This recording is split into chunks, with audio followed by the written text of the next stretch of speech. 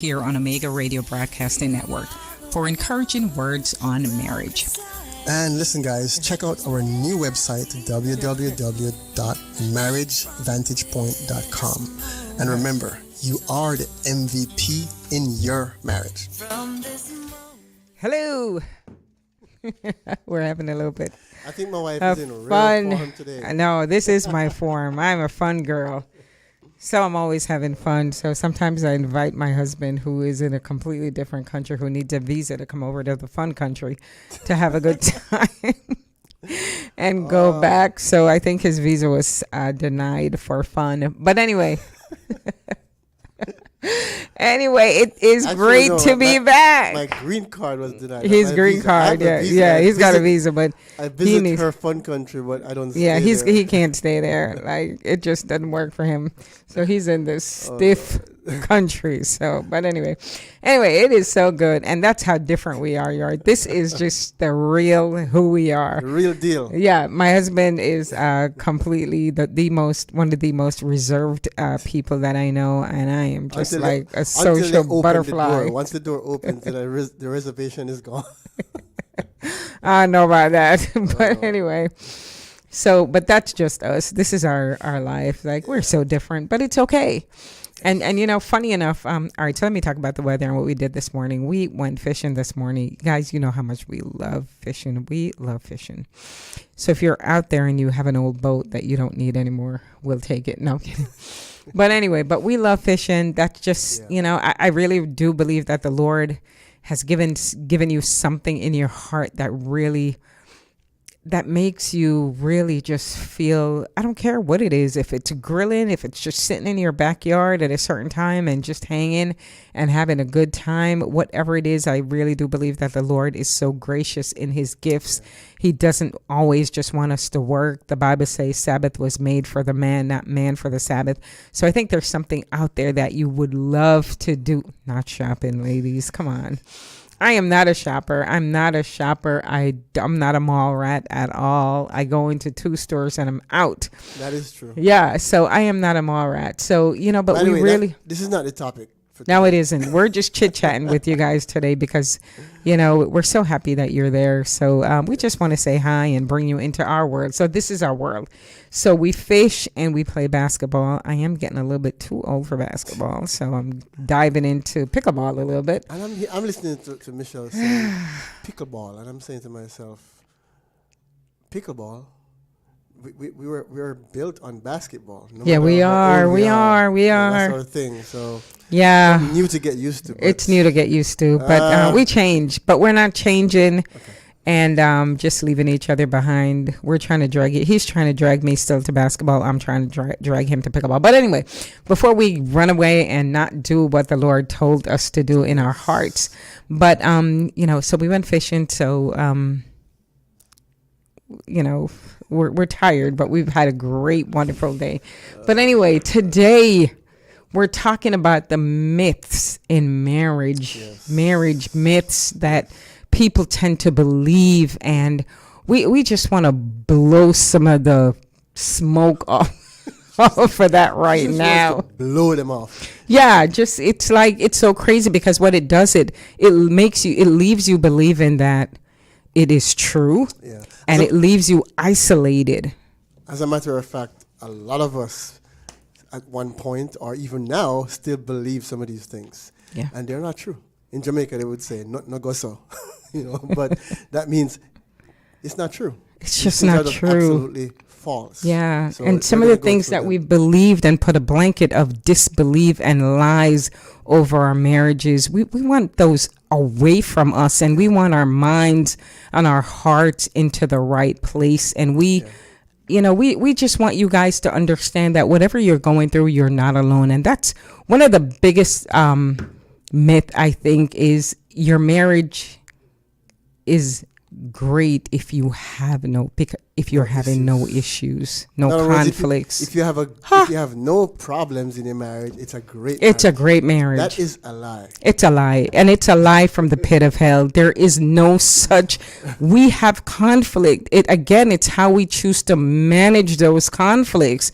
But every marriage, and we've spoken to people who've been married for 30 years, 40 years, and we're like, what is the secret? And it's like, there is really no secret. You just have to be grown up to deal with some of the issues that we're having and talk them through and work them out. But if you're having issues in your marriage, it's not an indictment on your marriage that things are falling apart. No, it just means you've got some issues to work out. I think the number one thing to do is to acknowledge the fact that you will have problems in your marriage. Because when you have this mindset that, it's happily ever after. Jeez. When you have that kind of mindset and the problem comes, that's when it gets hard. So when you acknowledge it from the beginning, you know what? And that's why we're doing this. If you're out there, you're not married, you're engaged, just know that you're going to have issues. And that doesn't mean that you're not going to have a great marriage. What it really means is that you cannot have a marriage with no issues, no problems. Or conflict, no conflict. You will have it, but it doesn't mean that you're going to not have a good marriage. You could still have the conflicts, but still have a good marriage, because John 10:33 proves that. It says, in this world, you will have trouble, but take heart, I have overcome the world. So you can overcome the problems in your marriage through Christ. So the truth is that you will have problems, but you can overcome them. You can overcome them. You can work them out. Number 2, you must marry. And this is for people who probably aren't even married yet, and you're married, but for some reason you feel like you're not with your soulmate. Yeah. I have no idea what that means. It says you must marry your soulmate. Some people say, I'm looking for the right one. Yeah. My soulmate, to marry them. Or maybe you're having issues because you didn't marry your soulmate. Well, can we tell you that my husband and I are some people say 2 peas in a pod. No, we are 2 peas out of the pod. We are. Absolutely, because we're totally so different in every single way. We're different ideas. We're different people. We believe the truth of our marriage and the truth of God, but how we go about doing things every single way does not mimic each other's ways and our thinking and our. Right. It just doesn't. So here's the reality of that one. It's a myth that you must marry your soulmate. The reality is that there is no soulmate until you get married. Right. So before you get married, you make each other, you don't right? know your soulmate. Yeah. When you get married, you become the soulmate. Again, Bible verse proves it. Leave your mother and your father and become one. Right. That key word, become. That's when you become now you become soulmates. So again, change your mindset. Yeah. Thinking that you're going to meet your soulmate and you're looking for your soulmate. I mean, you're going to find somebody who has similarities, but you're going to also have somebody who has differences. Yeah. You're not going to have a soulmate before marriage. You become the soulmate. Ooh, number 3. Marriage is about giving 50-50. Yeah, this is one you hear all the time. What? It's a myth. It's not true.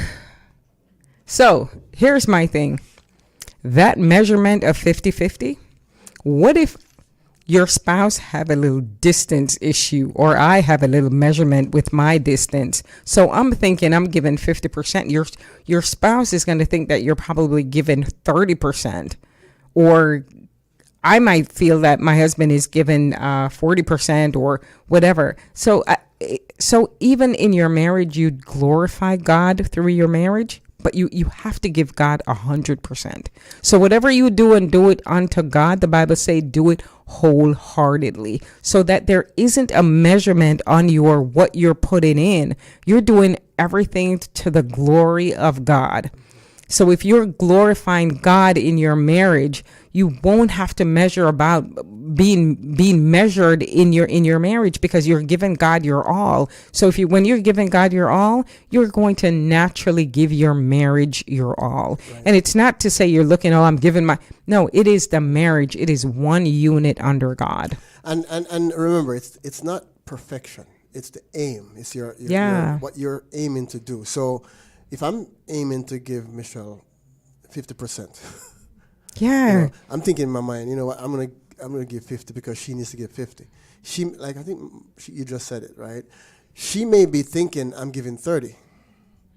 You could be giving 70. You know. So yeah, we can't with the numbers. That's why the 50-50 mentality is not true. It doesn't work. It doesn't work. Always aim to give each other 100%. Yeah. And it starts with giving God 100%. Yeah. All right. The next one, we're almost at the end of our program. We're going to continue this. It's a series that we're going to do because there's so many myths in marriage relationships that if we I like knocking these out. I actually enjoyed because while we were preparing, actually we were like kids. We're like 50-50 in marriage, and we're both looking at each other going, lie. Absolutely. And there are days, let's just go back for that to 50-50. There are days when your spouse might not be able to give but 10% or maybe given 100%, and you're just like, you're chilling because it's, it feels so automatic and so, and it's not a strain, but it doesn't mean it's not a strain on the other person. So again, it really is about glorifying God, even in your marriage, especially in your marriage, actually. Yes, for sure. Number 4, your spouse completes you. Whew, lie. Can your spouse really complete you? Oh, come on. Think about it. An imperfect person can never complete another person. Wait. Drop the mic. I love that. How can an imperfect. We're tired. Yeah, we're tired. How can an imperfect person complete you? Is that when you really think about it? The Bible is already telling us that we all come short of the glory. So I'm walking into this marriage knowing if I'm coming short of the glory before God, I'm going to have shortcomings to my husband. So now this person with shortcomings have to complete you with your shortcomings? No. Yeah, I can't make Michelle 100% happy. She can't make me 100% happy. If I'm expecting 100% from her in terms of being happy, then I'm idolizing her. The only person that we should idolize is God. Deuteronomy 4, verse 24 says, God is a jealous God. He's jealous for you. Not of you. Not of you. Clearly, you're not of you. We're jealous. He wants it all. Exactly. So, as far as your spouse completing you, it's not something that is, I guess the right word is attainable, because we're not perfect.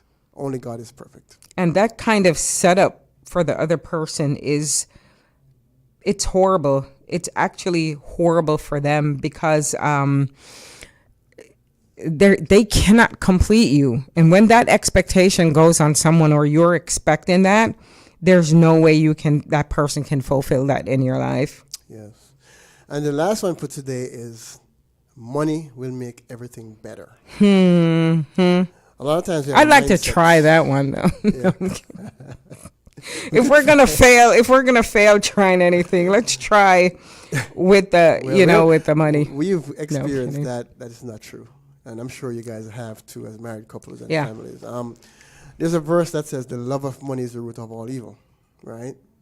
There's another verse that talks about stewarding everything well. So if you don't steward money well, everything is not going to be well in the marriage.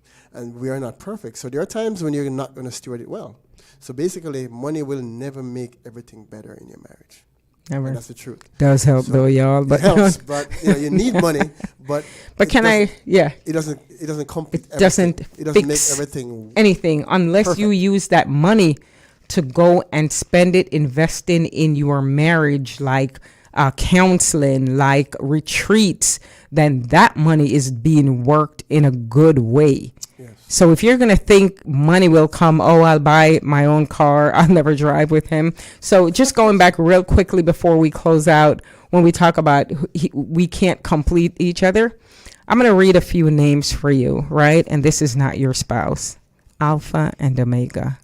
Adonai, sovereign God. Yes. Great and mighty. Who is that? Your defender. Cornerstone, Jehovah Elohim. King of glory, Jehovah Jireh. Waymaker. That is not your husband or your wife. Exactly. That's God. That is to honor God. This is God to us, and that's who complete us. And we're going to continue this. I have no idea where we are actually in our program. Yes, we're actually at the end I think of our we're program. gone over a couple minutes, but we just really want you to understand that you're not alone. When you start believing certain lies over your marriage, it really put you in a downward spiral. Yes. So, and sometimes it happens automatically, because you've been hearing these things for years and it becomes a natural. But remember, they're myths. So join us next Saturday on Omega Radio. We're going to Broadcasting continue Network. this. We're going to continue this series on marriage in a minute at 3:30 p.m. every Saturday. Visit our website, www.marriagevantagepoint.com. God bless you guys. Amen. From this moment. Hey, radio listeners, this is Michelle Hyatt, And this is Carim Hyatt. host of Marriage in a Minute. Tune in every Saturday at 3:30 p.m. right here on Omega Radio Broadcasting Network for encouraging words on marriage. And listen, guys, check out our new website, www.marriagevantagepoint.com. And remember, you are the MVP in your marriage.